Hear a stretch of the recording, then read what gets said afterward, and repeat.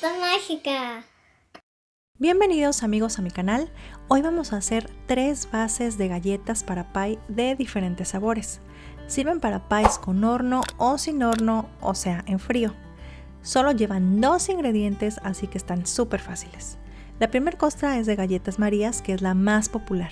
Y bueno, pues necesitamos un paquete de galletas Marías y media taza de mantequilla sin sal, que son 113 gramos.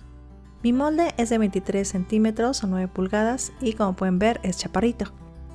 Molemos las galletas en la licuadora bien seca hasta que se forme un polvito fino. También pueden triturarla a mano con un molcajete o un rodillo.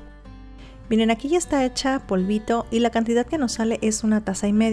Derretimos la mantequilla y en un recipiente colocamos la galleta junto con la mantequilla que acabamos de derretir.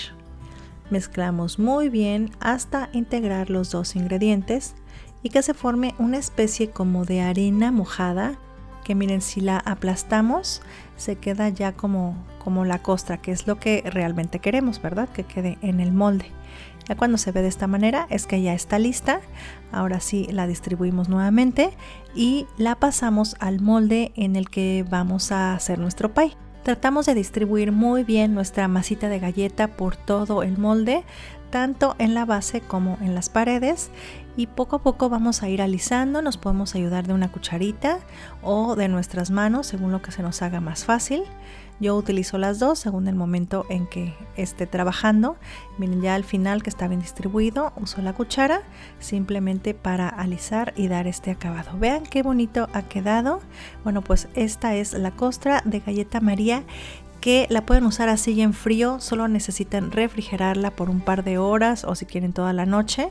O también pueden usarla para pies horneados, como el clásico pie de queso, que está riquísimo. Y si quieren la receta, les dejo la liga aquí en la esquinita del video. Como segundo sabor haremos una costra de galleta Oreo, que es súper original. Y también necesitamos 1,5 tazas de galleta triturada más media taza de mantequilla. Para completar 1,5 tazas se requieren 22 galletas Oreo exactamente. Y lo que vamos a hacer es quitarle la cremita que tiene en medio la galleta, esta cremita que es bastante dulce, y yo se la retiro para que nuestra costra quede con un sabor rico pero no empalagoso.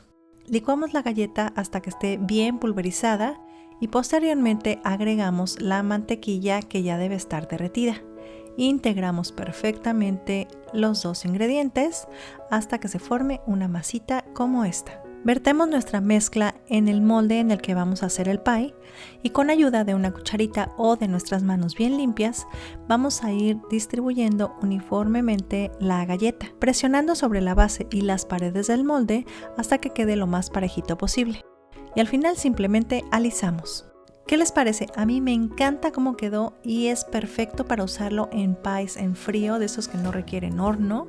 Ya lo único que nos queda es taparlo y llevarlo a refrigeración hasta el momento en que lo vayamos a utilizar. Aquí les muestro este cheesecake de Oreo en frío totalmente, que tiene su base de galleta Oreo y que está increíblemente rico.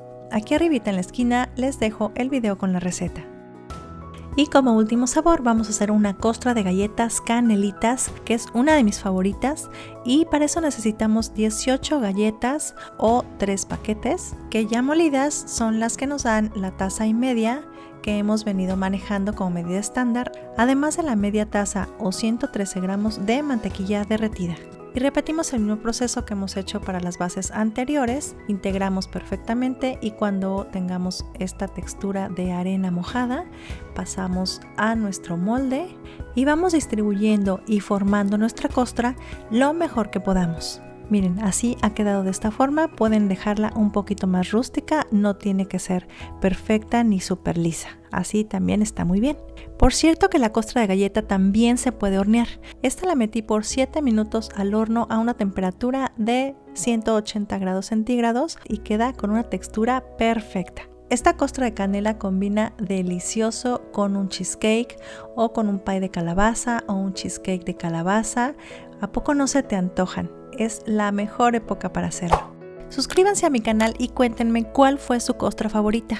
Gracias por acompañarme y los veo en el próximo video.